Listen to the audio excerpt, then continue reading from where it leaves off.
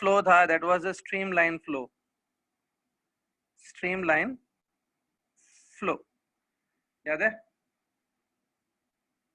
ये streamline flow हमने last time किया था।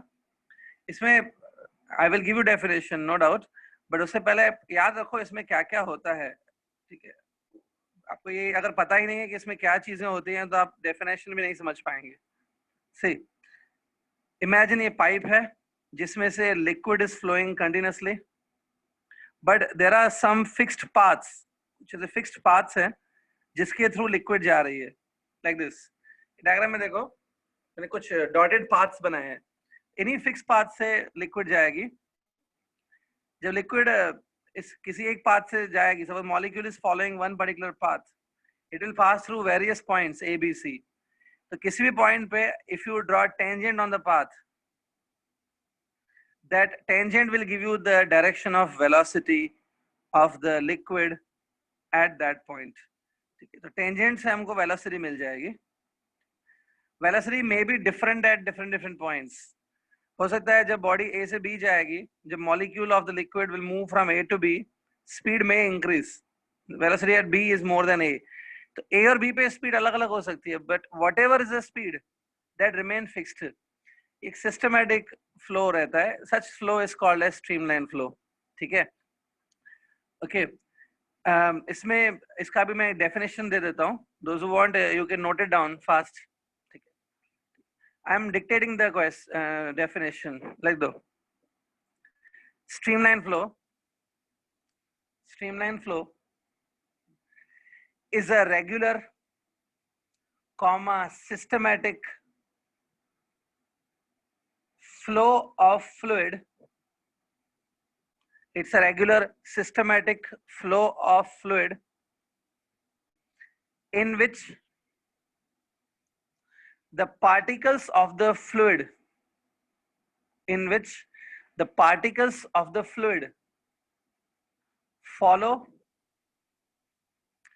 some fixed paths,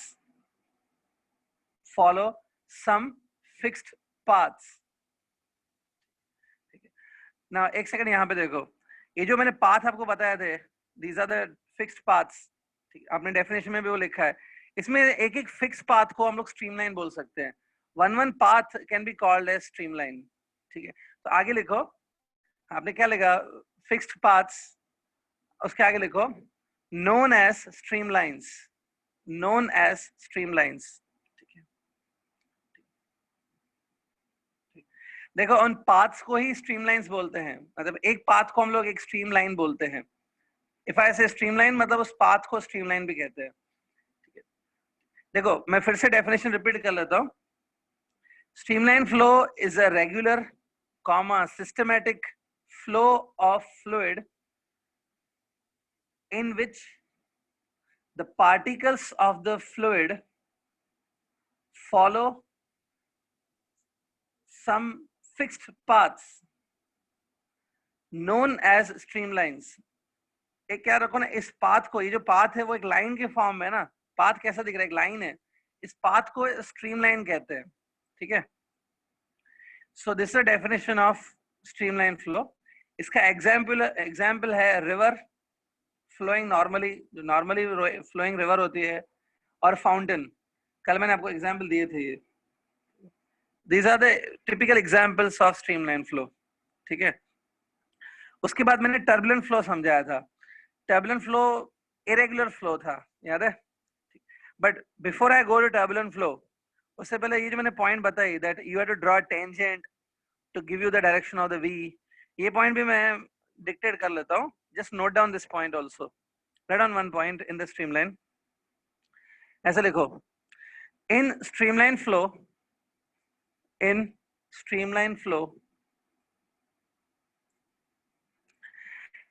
if we draw tangent at any point,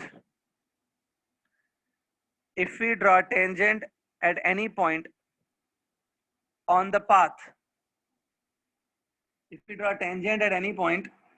path, then the tangent gives direction of velocity, direction of velocity of fluid at that point, direction of velocity of the fluid at that point. ठीक है, समझ में आ रहा है क्या लिखा है? यही लिखा है आपने कि टेंजेंट से वेलोसिटी का डायरेक्शन मिलेगा। आगे एक पॉइंट लिखो, इन स्ट्रीमलाइन फ्लो। ठीक है, अब स्टूडेंट बोल रहे हैं पहली पॉइंट फिर से रिपीट करो। देखो अभी मैं लास्ट टाइम रिपीट कर रहा हूँ, जल्दी लिखो please. I am repeating the first point again. In the streamline flow, if we draw tangent at any point on the path, if we draw tangent at any point on the path, then the tangent gives,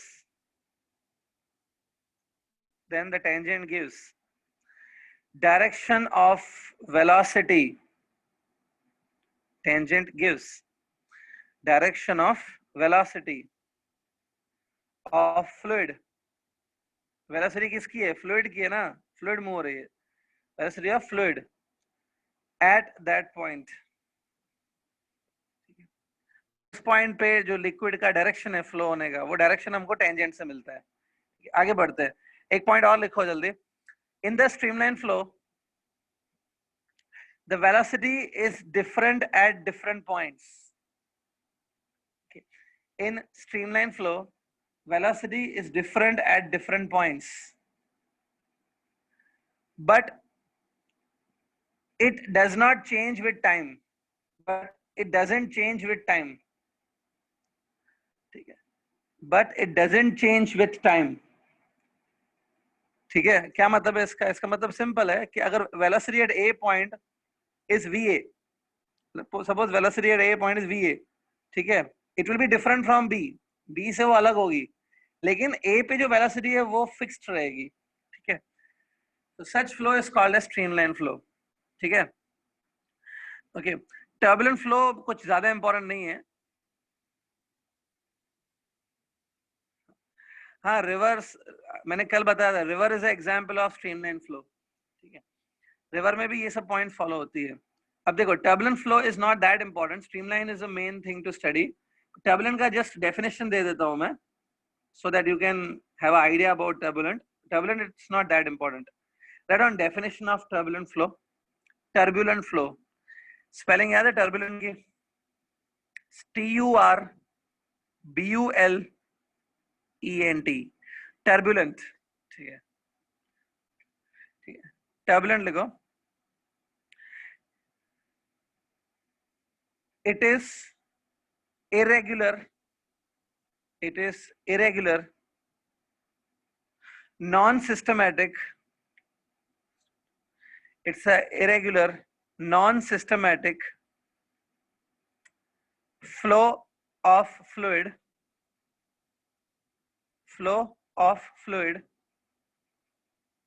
in which the path followed by particles, in which the path followed by a particle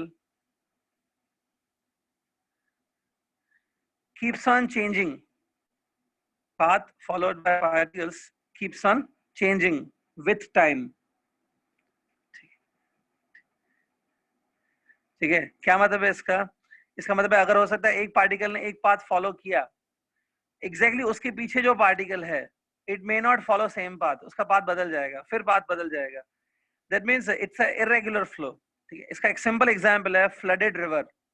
turbulent flow का example है flooded river. ठीक है,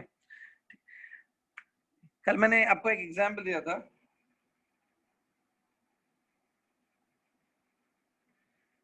जो कोई student अभी doubt पूछ रहा है टेक्स्ट बुक से रिलेटेड, आप माइक ओपन करके पूछो प्लीज। क्या डाउट है? सर, बुक में दिया है क्या दो स्ट्रीमलाइन एक दूसरे को क्रॉस नहीं कर सकते? क्यों? दो स्ट्रीमलाइंस एक दूसरे को क्रॉस नहीं कर सकते। हाँ, ओके, बताता हूँ मैं। I will tell you. See, now one student is asking a doubt from the text book. Student बोल रहा है कि टेक्स्ट बुक में सर ऐसा लिखा है कि दो स्ट्रीमलाइन एक दूसरे को कट नहीं करती है। Two streamlines do not cut each other. देखो यहाँ पे स्ट्रीमलाइन का मतलब है ये पाथ, मैंने आपको बताया था, इसमें पाथ को स्ट्रीमलाइन बोलते हैं। तो दो पाथ एक दूसरे को कट नहीं कर सकते इन द स्ट्रीमलाइन फ्लो। व्हाई?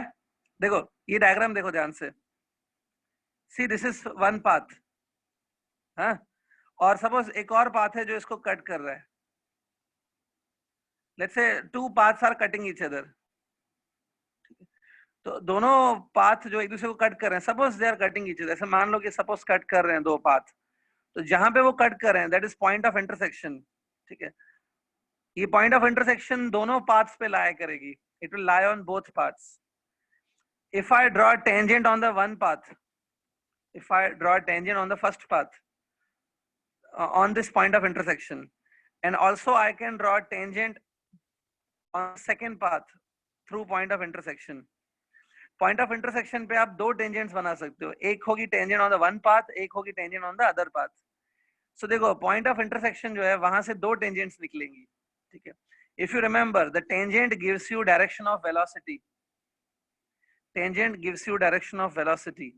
मतलब पॉइंट ऑफ इंटरसेक्शन से दो वेलोसिटी के डायरेक्शन है, मतलब जो मॉलिक्यूल पॉइंट ऑफ इंटरसेक्शन पे आएगा उसके पास दो वेलोसिटीज होंगी। एक मॉलिक्यूल के पास दो वेलोसिटीज नहीं हो सकती है, molecule can not have two velocities at one time. That's why ये दोनों स्ट्रीमलाइन एक दूसरे को कट नहीं करती है। 10th स्टैंडर्ड में आपने ये भी पढ़ा होगा, two magnetic lines of forces also don't cut each other, ठीक है। दो मैग्नेटिक लाइंस भी एक दूसरे को कट नहीं करती है, क्योंकि ये सिंपल रूल है। यहाँ पे एक पाथ एक पर्टिकुलर डायरेक्शन बताता है, अगर दो पाथ कट कर रहे हैं एक पॉइंट पे, तो इसका मतलब है कि पॉइंट ऑफ इंटरसेक्शन पे दो दो पाथ्स बन जाएंगे। एक पॉइंट से दो दो पाथ नहीं निकल सकते, एक पॉइंट से एक ही पाथ निकलेगा, ठीक है। One point will correspond to one path only. Sir ऐसा टर्बुलेंट में हो सकता है? टर्बुलेंट में they can cut each other, turbulent में प्रॉब्लम नहीं है। स्ट्रीमलाइंस में these can not cut each other.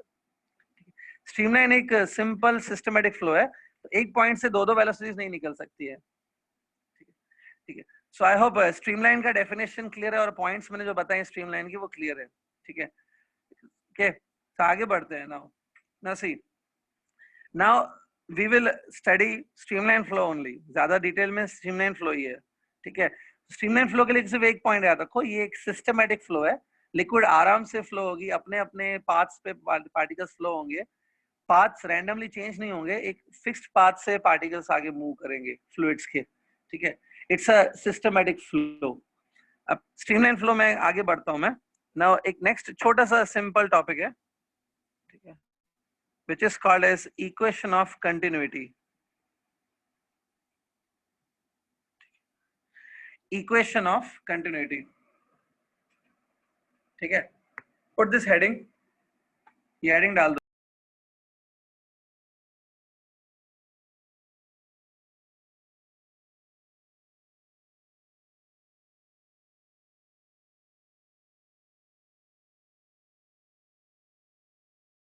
Sir आप म्यूट हो गए हो।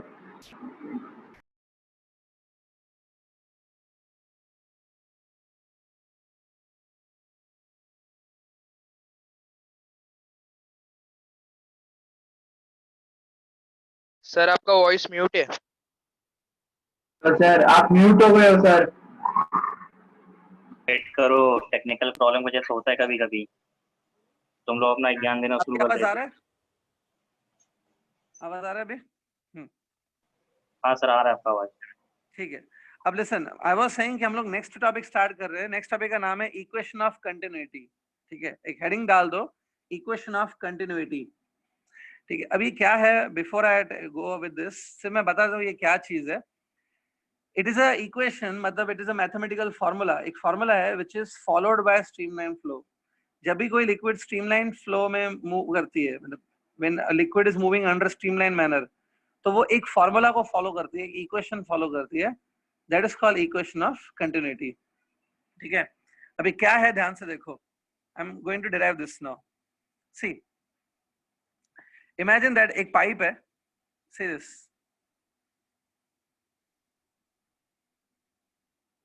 ठीक है। एक पाइप है जिसमें से एक स्ट्रीमलाइन फ्लो के फॉर्म में लिक्विड फ्लो हो रही है, ठीक है। अब यूजुअली जब आप पाइप्स लेते हो, normally in your life when you take a pipe, तो पाइप सिलेंड्रिकल शेप के होते हैं, in the they are uniform cylinder, मतलब at every point cross section area is same. लेकिन यहाँ पे क्या है, थोड़ी देर के लिए अज्यूम करते हैं कि suppose it is a pipe with a non uniform cross section area, मतलब कहीं पे एरिया ज्यादा है, कहीं पे कम है, कहीं पे ज्यादा है, लाइक दैट। यूजुअली ऐसा नहीं होता है, but here suppose we are taking that area may be different at different different places. So ये जो स्टार्टिंग पॉइंट है, सी स्टार्टिंग पॉइंट है, इसको चलो मैं नेम देता हूँ पॉइंट नंबर 1। इसका यहाँ पे क्रॉस सेक्शन एरिया है, लेट्स से A1।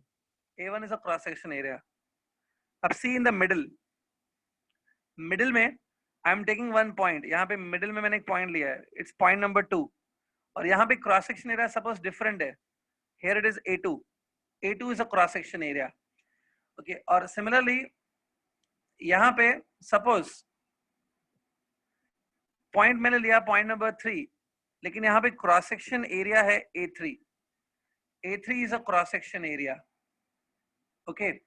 सो अलग अलग पॉइंट्स पे अलग अलग क्रॉस सेक्शन एरियाज है, ठीक है ना। लो खैर, अब जैसे मैंने कहा कि इसमें से ये फ्लो हो रहा है, एक फ्लूइड फ्लो हो रही है in a streamline manner, it's flowing in a streamline way like this, ठीक है, ऐसा बना सकते हो। सो देखो अभी रूल क्या होता है कि अगर फ्लूइड स्ट्रीमलाइन फ्लो में मूव हो रही है ना, तो एक सिंपल एक उसमें रूल होता है कि जितना भी लिक्विड का mass, whatever mass of liquid passes through first point in a given time, कुछ गिवन टाइम में सपोज पॉइंट 1 से जितना भी मास पास हुआ, उतना ही मास उतने ही टाइम में पॉइंट 2 से भी पास होगा, then only streamline flow will be maintained.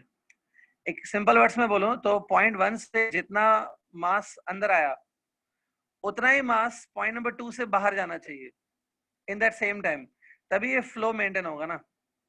मतलब इन स्ट्रीमलाइन फ्लो एक सिंपल पॉइंट रहते हैं, फर्स्ट पॉइंट से जितना लिक्विड अंदर आया, उतना जितना लिक्विड फर्स्ट पॉइंट से पास हुआ, उतना ही लिक्विड सेकंड पॉइंट से पास होगा, then only flow will be maintained, ठीक है। अगर पॉइंट 1 और 2 की बात करूं, पॉइंट 1 एंड 2, 1 से जो है लिक्विड इनकमिंग है और 2 से लिक्विड जो है वो आउटगोइंग है। अगर 1 से जितनी अंदर आएगी लिक्विड, उतना ही 2 से बाहर जाएगी, तो ये फ्लो कंटिन्यूअसली चलता रहेगा। तो यहाँ पे एक सिंपल रूल होता है, you can write this way, volume, okay, volume of the liquid, it is volume that passes through point 1, ठीक है, volume that passes through point 1, ठीक है, in time let's say delta t, in time delta t, it must be equal to the volume that passes through point 2 in time delta t। तो यहाँ पे जो लिखा है उसको समझ के लो, एटलीस्ट जितना वॉल्यूम पॉइंट 1 से पास हो उतना वॉल्यूम पॉइंट 2 से पास होगा, तो रेगुलरली फ्लो चलता रहेगा, ठीक है। अगर 1 से ज्यादा वॉल्यूम आ गया, फ्रॉम 1 पॉइंट ज्यादा वॉल्यूम आ गया, लेकिन 2 से उतना वॉल्यूम नहीं निकला, तो 1 और 2 के बीच में अमाउंट ऑफ लिक्विड बढ़ जाएगा, जो स्ट्रीमलाइन में नहीं होता है। स्ट्रीमलाइन में इट्स फ्लो कंटिन्यूअस रहता है, जितना वॉल्यूम फर्स्ट पॉइंट से पास होता है, उतना ही volume of the liquid passes through second point, ठीक है। अब ध्यान से देखो, सी ये देखो, look at the diagram carefully. ये छोटा सा डिस्क लाइक स्ट्रक्चर दिख रहा है, डिस्क के जैसा, ये क्या है पता है? ये लिक्विड है, थिंक इट्स अ लिक्विड। ये लिक्विड है और इस लिक्विड ने पॉइंट 1 को पास किया है, this liquid has passes point 1 in the time delta T. Suppose इतना लिक्विड है ना, पॉइंट 1 से पास हुआ है इन द टाइम डेल्टा टी। और अभी यहाँ पे देखो, ये लिक्विड, ये भी लिक्विड है, think this is also liquid. यहाँ पे डिस्क दिख रही है, शेडेड डिस्क, थिंक ये भी लिक्विड है, इसने पॉइंट 2 को क्रॉस किया in the time delta T. तो this disc is liquid actually, it has pass through point 1 और यहाँ से पास पॉइंट 2 से ये पास हुआ है, तो इन दोनों का वॉल्यूम सेम होगा, that you written over here ना, वॉल्यूम विल बी सेम। तो चलिए इनका वॉल्यूम लिखते हैं अभी। अब देखो ये जो डिस्क है ना, suppose the thickness of this disc, the length of this disc is delta x1, इसकी लेंथ मैंने लिखी है इधर डेल्टा x1, और ये जो डिस्क है सपोज इसकी जो लेंथ है, लेंथ और you can say thickness, thickness is delta x2, delta x2, ठीक है। सो अब बताओ, अब अगर मुझे इस डिस्क का वॉल्यूम निकालना है, I want to calculate volume of this disc, आप में से कोई बता सकता है, ये डायग्राम देख के आप बता सकते हो what is the volume of this disc, इसका वॉल्यूम कितना होगा डिस्क शेप का? Any idea, anybody? You can open mic and tell me what's the volume of this disc. ये वॉल्यूम कितना है? How much is the volume of this disc? Any idea? ठीक, cylinder का volume रहेगा pi r square. आपको इस diagram में कहीं पाई आर स्क्वायर मिल रहा है क्या? कौन सा पाई आर स्क्वायर? डायग्राम के हिसाब से बताओ। देखो sir A1 into delta x1। It will B A1 into delta x1। देखो ये जो डिस्क है ना, इसको आप सिलेंडर अज्यूम कर सकते हो, you can take it as a cylinder. Cylinder का वॉल्यूम कैसे मिलता है? Area of the base into height करके, A1 into delta x1 multiply करो तो you will get a volume of this. तो यहाँ पे लिखा है ना वॉल्यूम, ये वॉल्यूम आप लिखोगे A1 into डेल्टा x1। ये क्या है? It is that volume which passes through point 1 in the time delta t। वो वॉल्यूम इतना है, A1 डेल्टा x1। सिमिलरली ये जो डिस्क है, ये this is a volume which passes through point 2, ये वॉल्यूम कितना होगा? A2 into delta x2, A2 into delta x2। See these two are equal. अब देखो ये दोनों इक्वल ले लिया मैंने। Now what I am doing in the next step, I am dividing both sides by delta t। In the next step divide both sides by delta t। Please ये आप next step में करना, divide both sides by delta t। ठीक है, delta t क्या है पता है? डेल्टा t वो टाइम है जिसमें ये डिस्क ने पॉइंट 1 को क्रॉस किया है। जितने टाइम में ये डिस्क पॉइंट 1 को पास करके आई है वो टाइम डेल्टा t है। अब ध्यान से सुनना जो बोल रहा हूँ। अगर मैं बोल रहा हूँ ये लिक्विड है, this is actually a liquid of thickness delta x1, ठीक है, और ये कितने टाइम में अंदर आई है? इन the time delta t। So I can से delta x1 is a distance covered by this liquid in the time of delta t। I repeat, delta x1 is actually the distance covered by this liquid in the time of delta t। So ये distance covered by time है, distance covered by liquid at point 1 divided by time। ये velocity हो गया ना, distance covered upon time। So actually this is a delta x by delta t, it is a velocity of the fluid at point number 1। तो उसको मैं लिखता हूँ v1, this velocity equal to A2। Similarly यहाँ पे देखो delta x2 is the distance traveled by this liquid। एक imagine करो, मेरे हाथ की मूवमेंट को देखो अच्छे से। डेल्टा t सेकेंड्स पहले, बिफोर डेल्टा t सेकेंड, ये एलिमेंट, ये डिस्क इधर था, with in time delta t वो इधर आ गया। That means it has covered the distance of delta x2 in the time of delta t। So ये delta x by delta t, it is like distance covered upon time। It's a speed। It's a speed of the liquid at point number 2। So देखो ये equation आ रही है A1 V1 equals to A2 V2। ठीक है, similarly अगर आप third point भी लोगे ना यहाँ पे, here you can also include one term for third point। तो आप थर्ड पॉइंट भी अगर आप इंक्लूड करो तो आपको ऐसा आएगा A1 V1 equals to A2 V2 equals to A3 V3। ठीक है, so पहले आप यहाँ तक डिराइव कर लो, then I will tell you further। Just divide this। This is called equation of continuity। यही आपकी equation of continuity है। इसको थोड़ा और डिटेल में समझेंगे क्या है ये, but first you just mention this is equation of continuity। Note down this diagram and note down these 3 steps first।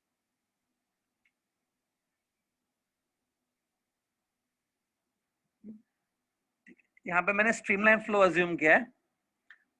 Streamline flow में ये पॉइंट थोड़ा समझ के लो, जितना वॉल्यूम फर्स्ट पॉइंट से पास हो उतना वॉल्यूम सेकंड पॉइंट से भी पास होगा। So I hope you have completed this. मैं आगे बढ़ता हूँ। This equation is called as equation of continuity.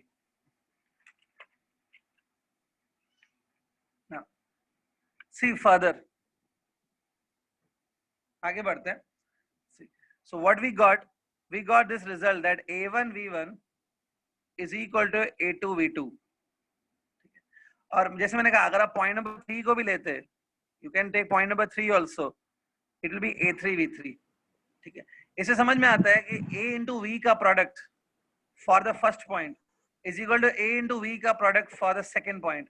That means in the streamline flow, the product of A into V at any point, this product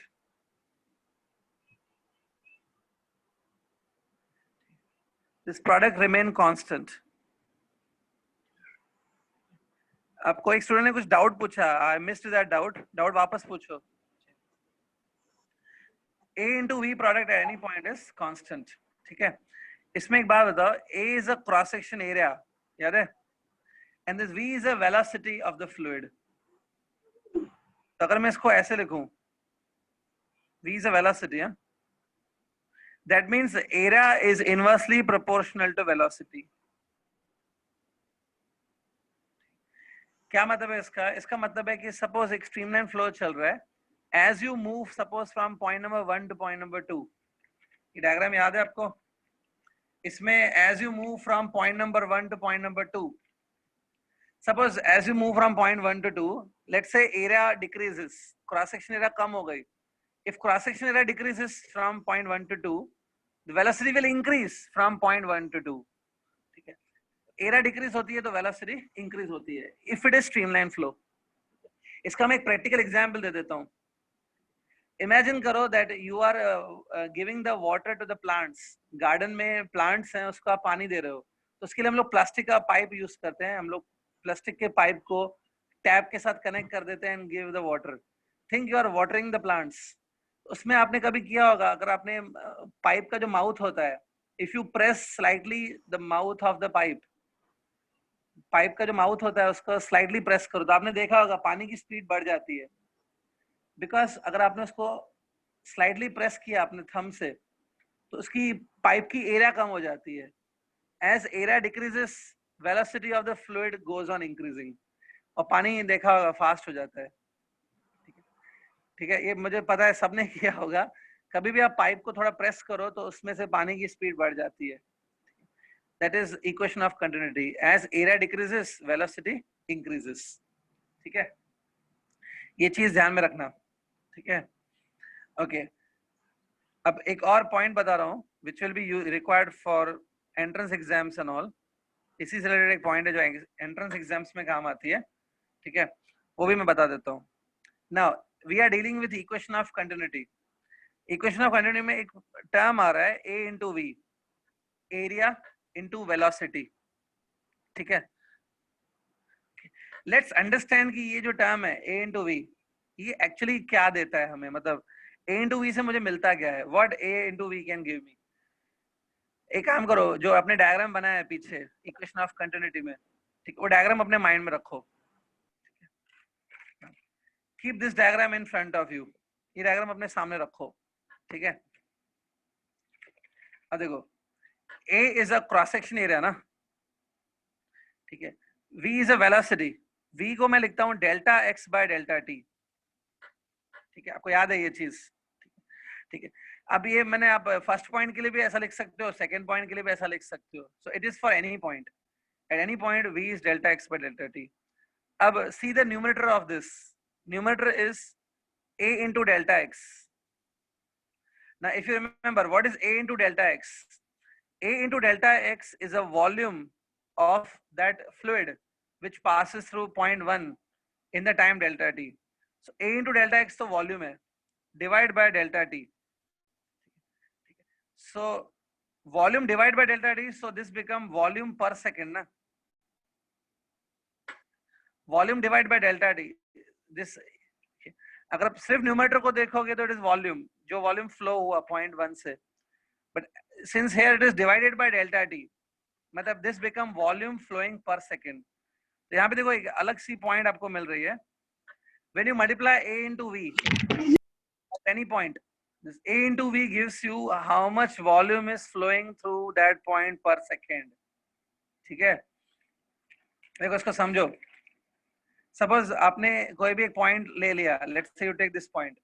इस point पे जो cross section area है और इस पॉइंट पे जो वेलोसिटी है, if you multiply them, if you multiply A1 into V1, इससे मुझे क्या मिलेगा? This A1 into V1 will be equal to the volume that is flowing through this per second. So A into V will give you A into V at any point will give you volume that is flowing per second through that point. ठीक है, ये समझ के लो. So A into V से क्या मिलता है? Volume per second मिलता है. ठीक है. So this is called equation of continuity. अब सिर्फ अपने दिमाग में एक चीज रखो, A1 V1 equals to A2 V2. This is called equation of continuity. I hope everything is clear over here. ठीक है. A into V की जब आप प्रोडक्ट लेते हो, it is equal to volume flowing per second. ठीक है. Okay. So I hope this is very clear. A into V में V is a velocity. It is not volume. It is velocity. Velocity at first point into cross section area at first point will give you volume flowing per second through first point. Like that you can understand. Okay. So I hope ये पूरा clear है. See, is that clear? हाँ. आगे बढ़ते हैं. So we are discussing right now fluid dynamics. ठीक है. Now we finished equation of continuity. अब देखो, before I go to next point, actually next point is viscosity. मैंने कल बताया था कि viscosity एक point होती है which you have to study. Before I go to viscosity, ठीक है, आपको एक छोटा सा topic और समझना है. It's small but it is very important topic. Next topic we will start now. It will be Archimedes principle. Archimedes principle. ठीक है, पहले हमको ये पढ़ना है, उसके बाद we will go to viscosity. Next topic is Archimedes principle. This you might have learned in the 9th standard और physics का एक बहुत ही famous principle है ये. Okay, Archimedes principle. इसके बारे में कुछ ऐसे कहानियां हैं कि it was discovered by Archimedes 2000 years ago in the Greece, और वो बाथ-टब में बैठे थे. Suddenly he got the idea और वो बाथ-टब से बाहर आ गए and he started shouting eureka eureka. ऐसे सब कहानियां सुनी होंगी आपने आर्किमिडीज प्रिंसिपल के बारे में, सुनिए ना? ओके, सो आर्किमिडीज प्रिंसिपल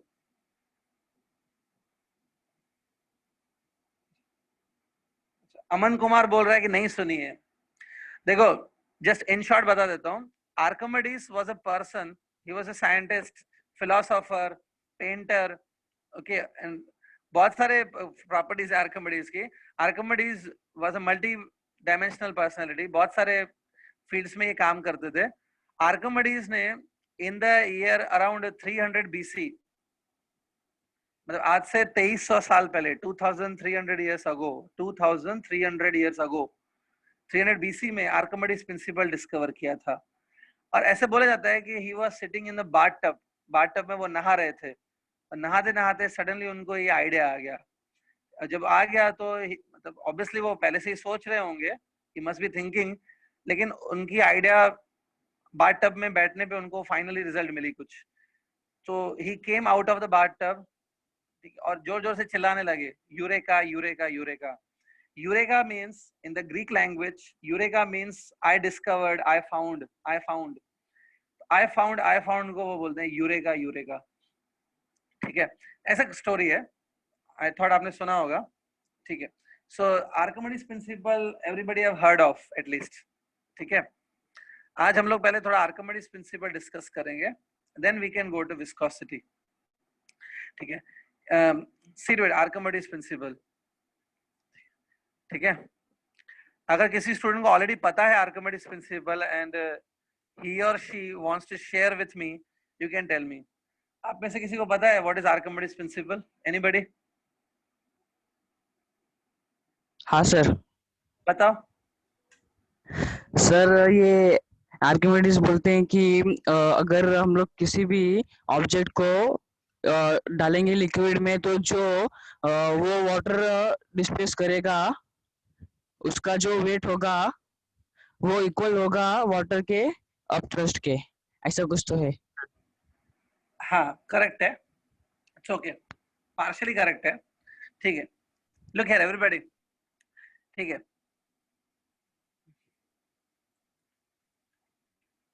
थिंक ये लिक्विड है, it's a liquid. Okay, it's a liquid, some liquid is there. सबसे पहले इस लिक्विड के अंदर सपोज हमने कोई सॉलिड बॉडी को डाल दिया, let's say this is solid body, ये देखो,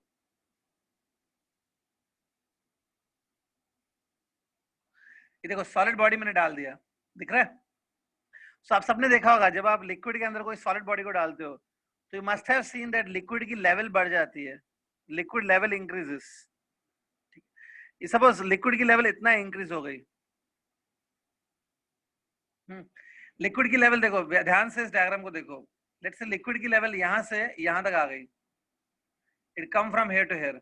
तो ये जो वाटर है ना, this water which is there, ये वाला जो वाटर है, ये वाला, इसको बोलते हैं डिस्प्लेस्ड वाटर और डिस्प्लेस्ड लिक्विड। चलो डिस्प्लेस्ड लिक्विड बोल देते हैं। तो this much liquid is called displaced liquid.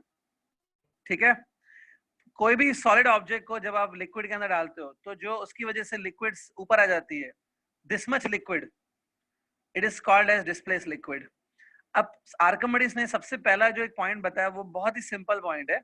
Archimedes ने बताया कि इस बॉडी का, जो बॉडी आपने अंदर डाली है, लेट्स से इस बॉडी का वॉल्यूम v है, v is a volume of this body, v is that volume जो अंदर आया है लिक्विड के। अगर इस बॉडी का वॉल्यूम v है ना, तो ये जो डिस्प्लेस लिक्विड है, डिस्प्लेस लिक्विड का वॉल्यूम भी v होगा। मतलब जितना इस सॉलिड बॉडी का वॉल्यूम है उतना ही वॉल्यूम ऑफ लिक्विड डिस्प्लेस होता है। ठीक है, फर्स्ट पॉइंट ये है आर्किमिडीज प्रिंसिपल में। डोंट वरी, मैं एंड में आपको डिक्टेट कर रहा हूँ Archimedes principal, I will dictate this, but पहले आप पॉइंट समझनी है कि क्या बोला था आर्किमिडीज ने। First point he said that volume of displaced liquid is equal to volume of this body, the body immersed। ठीक है, जितना आपने ये बॉडी डाला है, जितना इसका वॉल्यूम है उतना ही वॉल्यूम डिस्प्लेस लिक्विड का रहेगा।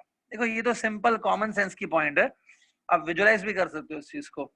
ठीक है, एक बात बताओ, अगर आपने एक छोटा सा स्टोन पानी में डाल दिया तो उस स्टोन का, लेट्स से इतना स्टोन है, उस स्टोन का जितना वॉल्यूम है, उस स्टोन ने जितनी स्पेस ऑक्यूपाई की है, उतना ही पानी डिस्प्लेस होगा। पानी का जो डिस्प्लेस हुआ उसका वॉल्यूम भी उतना ही रहेगा। ठीक है, so volume remains same. Next thing, Archimedes ने एक और पॉइंट बोला, व्हिच इज आई कैन से second point of the Archimedes. Second point में क्या बोला आर्किमिडीज ने कि ये जो बॉडी आपने पानी में डाली है, you have put this body into the water. ठीक है, इस बॉडी पे दो फोर्सेस लगेंगे। एक तो डाउनवर्ड फोर्स लगेगा, downward force will be mg, ये तो आपको पता है, downward force will be mg। हालांकि उस टाइम पे आर्किमिडीज को mg फोर्स ज्यादा पता नहीं था, he was unaware of the value mg। ठीक है, बट उसने कहा कि एक डाउनवर्ड फोर्स लगेगा, दैट इज ग्रेविटेशनल फोर्स, जिसको हम लोग आज बोलते हैं mg। और आर्किमिडीज ने बोला कि एक और फोर्स लगेगा which will be upward, one more force will be acting which is upward। ये जो अपवर्ड फोर्स लग रहा है ना, this upward force is known as upthrust. This upward force is called as upthrust. Okay, upthrust लगता है। अब upthrust कितना होता है, how much is the magnitude of upthrust, वो मैं बता देता हूं। आपने ये फोर्स डेफिनेटली सुना होगा, upthrust force. Upthrust is a force which is acting on the body when it is immersed in the liquids, it's upward force, upthrust. अब देखो अपथ्रस्ट कितना होता है, ओके ध्यान से देखना, मैं एक ही बार बताऊंगा। सी, डाउनवर्ड फोर्स कितना लग रहा है, डाउनवर्ड फोर्स mg लग रहा है, ये तो सबको याद है mg। अब एक याद करो कि अपथ्रस्ट जो फोर्स है ना, वो भी mg ही है। Upthrust force is also equal to mg, but this m is not a mass of the body, this m is not a mass of the body, m is a mass of displaced liquid, it's a mass of displaced liquid। अब देखो ये m, जैसे मैंने बोला, m is not a mass of body, it's a mass of displaced liquid। तो mass of displaced liquid into g करेंगे तो this become weight of displaced liquid। Upthrust is equal to the weight of displaced liquid। Upthrust is equal to weight of displaced liquid। ठीक है, ध्यान से देखो, ये जो लिक्विड है ना, याद है ये वाली, इसको बोलते हैं डिस्प्लेस लिक्विड। इस डिस्प्लेस लिक्विड का जितना वेट है, जितना mg है इस डिस्प्लेस लिक्विड का, उतना अपथ्रस्ट लगता है। ठीक है, तो इस बॉडी के ऊपर जो अपवर्ड फोर्स लगता है ना, it is equal to the weight of displace liquid. ठीक है, तो एक बात बताओ, अगर ये जो डिस्प्लेस लिक्विड है वो ज्यादा हो, let's say if I say the body is able to displace more liquid, displace liquid अगर ज्यादा हो तो वेट ऑफ डिस्प्लेस लिक्विड भी ज्यादा होगा, मतलब अपथ्रस्ट ज्यादा होगा। So upthrust increases when you displace more liquid, ज्यादा लिक्विड डिस्प्लेस किया तो अपथ्रस्ट बढ़ता है। ठीक है, ध्यान में रखो इसको, upthrust is equal to weight of displaced liquid. ये हम लोग बाद में प्रूफ भी करेंगे that how upthrust is equal to weight of displaced liquid, we will prove it later I definitely I will prove it, but as of now अभी याद रखो कि upthrust is equal to weight of displaced liquid. आगे बढ़ते हैं, चलो upthrust force जो है ना, अपथ्रस्ट फोर्स को हम लोग कभी कभी बायोंसी फोर्स भी कहते हैं, we also call it as buoyancy force. Buoyancy की स्पेलिंग देख लो, it is, see the spelling of buoyancy, it's BUOYANCY। ठीक है, स्टूडेंट काफी फनी स्पेलिंग लिखते हैं, जिन स्टूडेंट को मतलब जो लोग पढ़ते नहीं है ज्यादा अच्छे से, बायोंसी की स्पेलिंग मैंने ऐसे भी देखी है, BOYANCY। ठीक है, बॉय फैंसी ऐसा कुछ लिख देते हैं, बायोंसी की स्पेलिंग अच्छे से लिखना है। Another name of upthrust force is buoyancy force. Buoyancy is nothing but another name of upthrust force. So I can say buoyancy force is equal to weight of displaced liquid. अब देखो मैं इसको क्या लिख रहा हूँ, weight of displaced liquid मतलब mass of displaced liquid into g। ठीक है, अब देखो ये m क्या है, mass of displaced liquid है, mass को लिख सकते हैं density into volume, तो I can say it is a density of liquid into volume of the liquid into g। लेकिन it's a mass of displaced liquid, so this is also volume of displaced liquid, v is a volume of displaced liquid and rho is a density of liquid। अगर आपको suppose हम लोग जब derivations करेंगे ना, liquid की जो density है उसको I will denote by sigma symbol, liquid का जो डेंसिटी है I will denote by sigma symbol, यहाँ पे मैं सिग्मा लिख देता हूँ, sigma denotes density of liquid, v is a volume of displaced liquid g। So this is a formula for upthrust or buoyancy force। चाहिए तो आप ये पूरा नोट कर लो, अगली बार मैं फिर से इसको डिराइव नहीं करने वाला हूँ, I am not going to derive it again and again, सीधा हम लोग ये यूज कर सकते हैं सिग्मा वी जी। ठीक है, later I will prove that how upthrust is equal to weight of displaced liquid, but फिलहाल आपको याद रखना होगा। ठीक है, so note it down if you want, sigma is a symbol for density of liquid। ठीक है, तो चलो आज थोड़ा इसको अच्छे से समझ के लो। सो दिमाग में रखो ये चीज, जब भी आप किसी बॉडी को लिक्विड के अंदर डालते हैं उसके बाद दो फोर्स लगते हैं, downward force is mg which is weight of the body, and upward force is upthrust which is also equal to weight of, not weight of the body, it will be equal to weight of displaced liquid। ठीक है,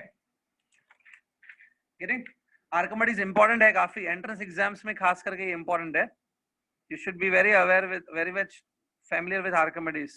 ठीक है, सो देखो हमेशा अपने mind में ऐसी picture बनाया करो, जब ये बॉडी किसी लिक्विड के अंदर है, ये डाउनवर्ड फोर्स है, it is equal to weight of body, और जो अपवर्ड फोर्स लग रहा है जिसको हम लोग अपथ्रस्ट बोलते हैं, upthrust force is also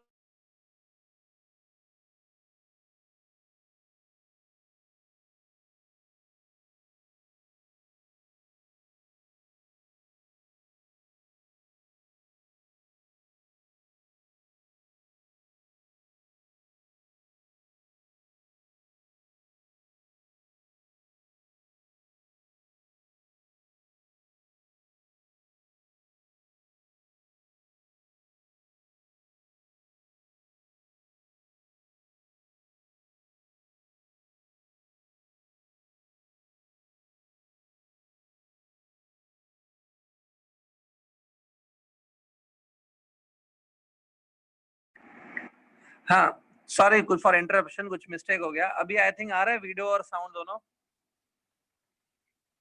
are you getting both? हाँ यस ठीक है। सर। हाँ चलो आगे बढ़ते हैं। तो मैं आर्किमिडीज प्रिंसिपल बता रहा था।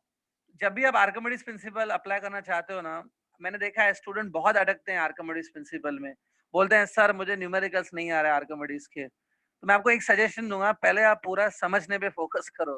अगर आर्किमिडीज समझ गया ना, इमेजिन हो गया, तो फिर आप खुद भी इसके क्वेश्चन सॉल्व कर लोगे वेरी इजीली।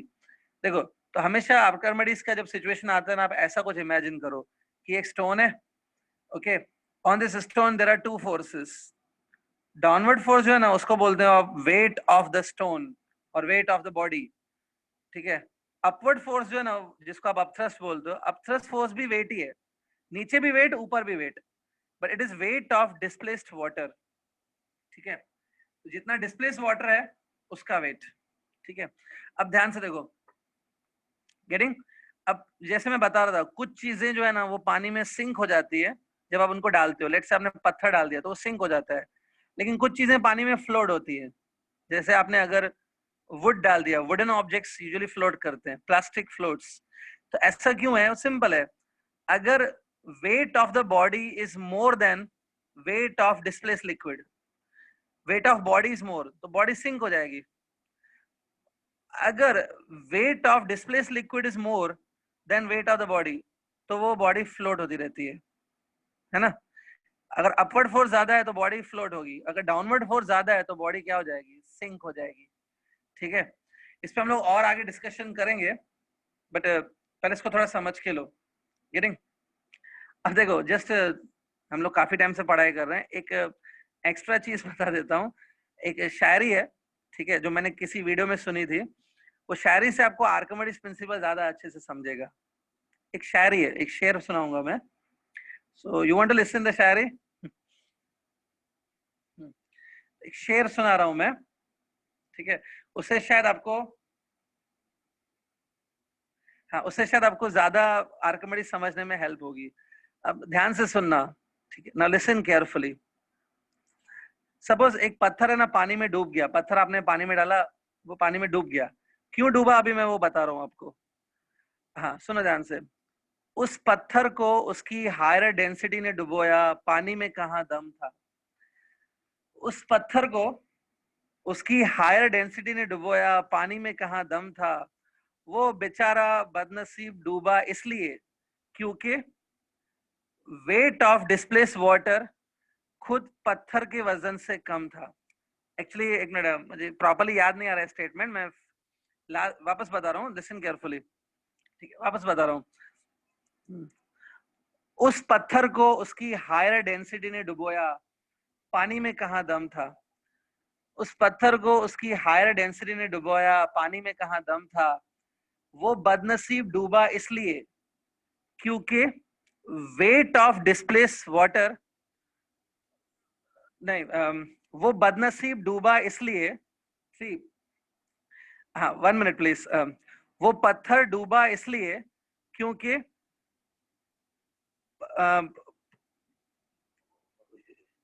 वो पत्थर डूबा इसलिए क्योंकि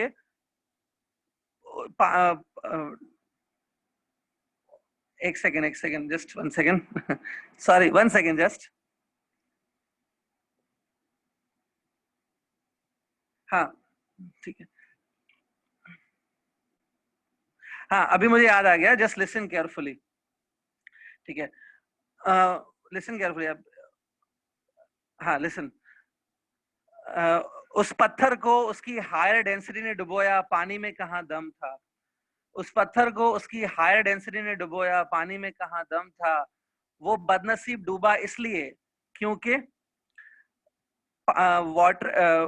वाटर डिस्प्लेस्ड बाय पत्थर का वजन, वाटर डिस्प्लेस्ड बाय पत्थर का वजन खुद पत्थर के वजन से कम था, ठीक है। ये उन स्टूडेंट को समझ में आएगी जो अच्छे से आर्किमिडीज समझते हैं।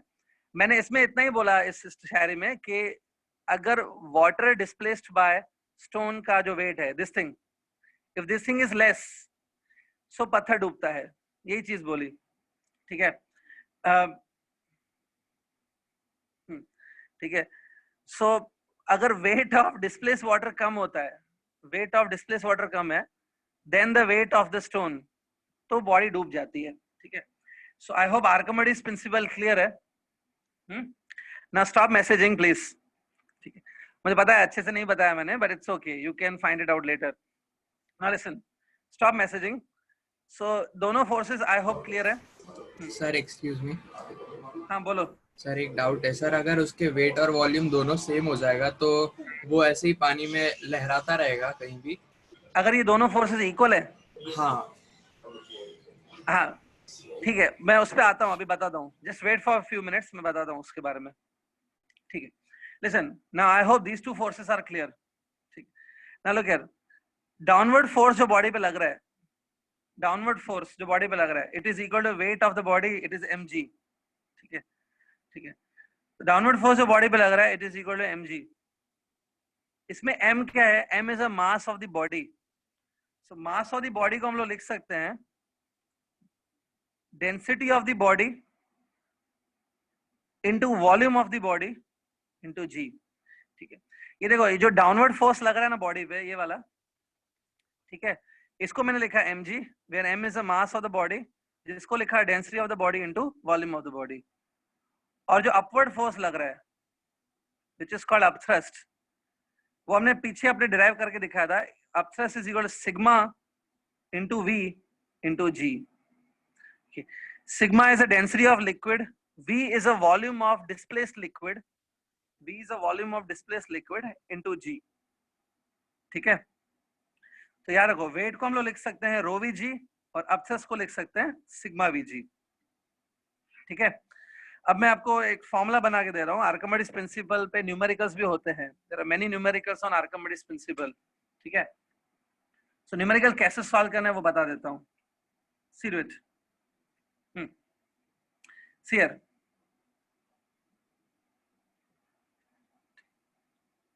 let's see one formula we will derive now for Archimedes principle. Look at this diagram.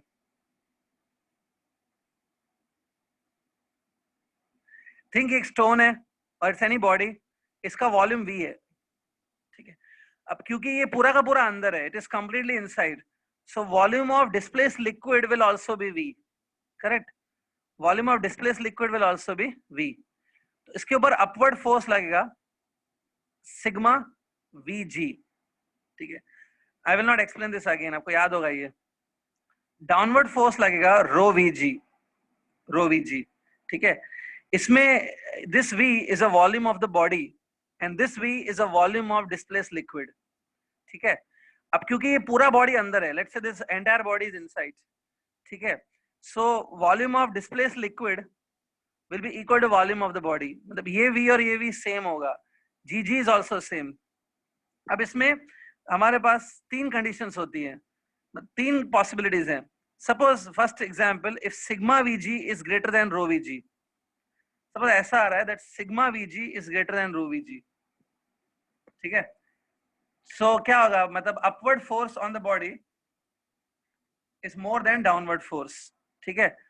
अब देखो, in the next step vg got cancelled, sigma greater than rho, मतलब density of the liquid, sigma is the density of liquid, density of liquid is more then density of the body, ठीक है।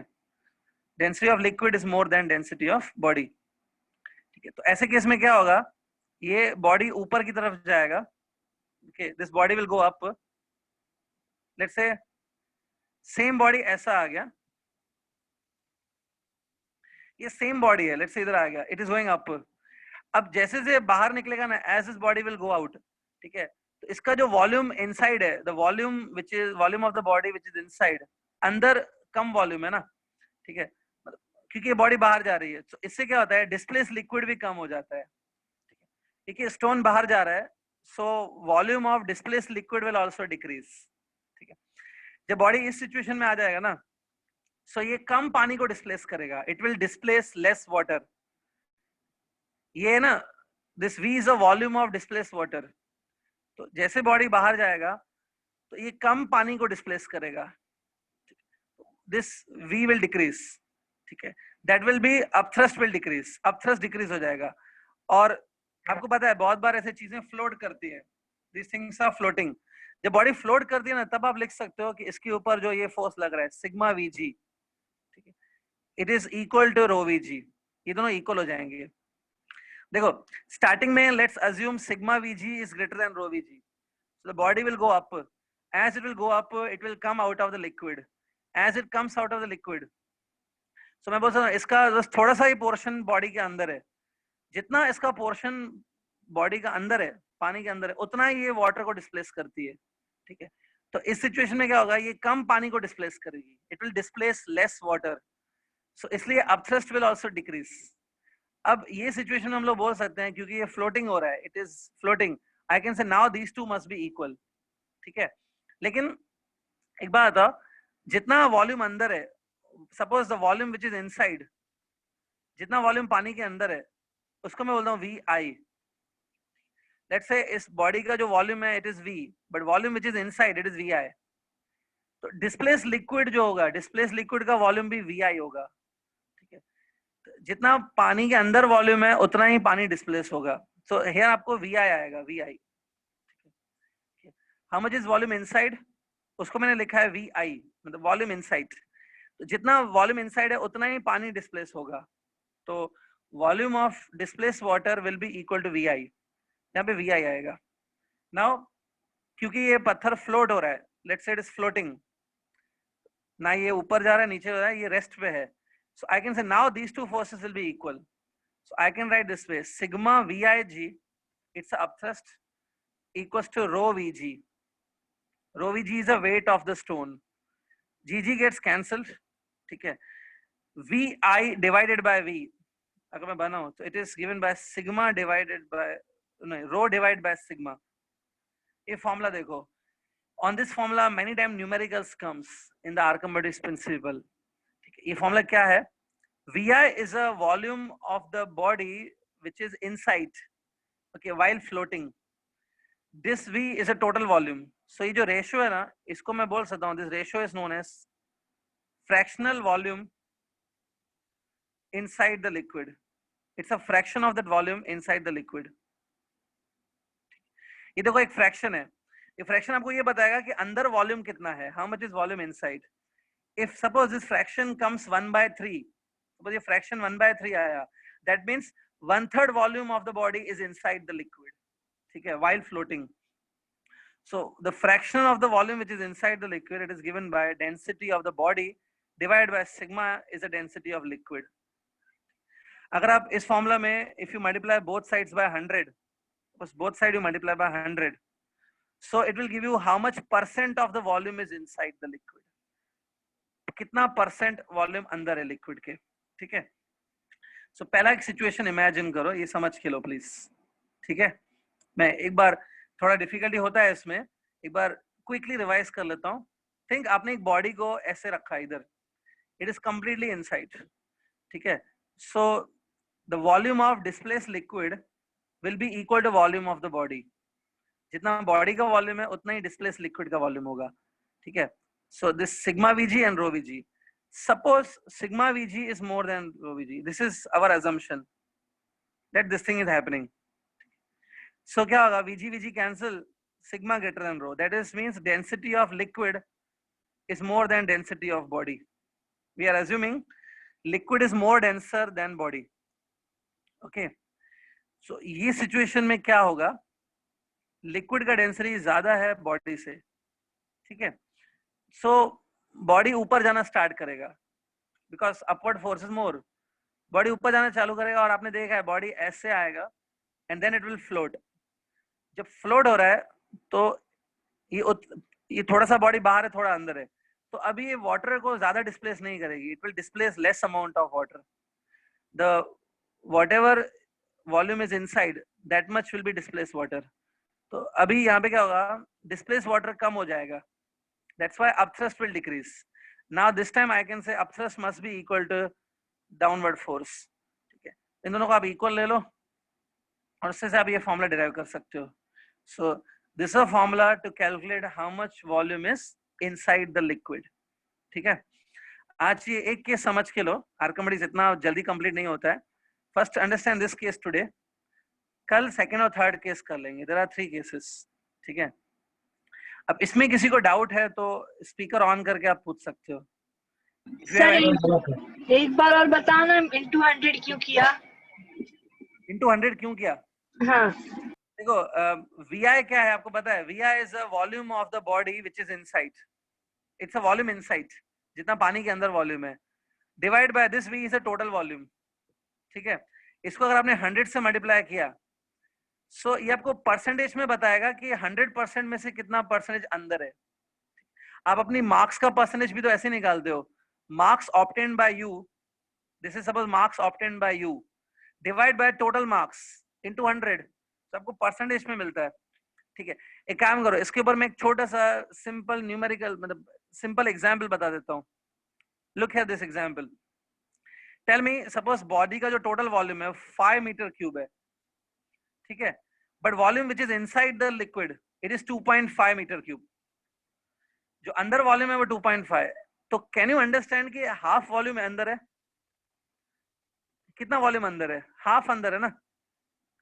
ठीक है. That means 50% अंदर है. so, अगर आप ऐसे करोगे VI divide by V, it will B 2.5 divide by 5. Solve करो, इट विल बी 1/2. ये फ्रैक्शन 1/2 आएगा, मतलब half of the volume is inside. Total volume का हाफ अंदर है. ठीक है. But if you multiply 100 now, 100/2 will give you 50%. सो मतलब 50% वॉल्यूम अंदर है. परसेंटेज में निकालने के लिए you need to multiply with 100. If you do not want in percentage, you can keep it VI upon V only. ठीक है. क्लियर? सो एक काम करो, लिसन, एक क्वेश्चन में होमवर्क दे रहा हूं अभी on the Archimedes principle, one small numerical as a homework.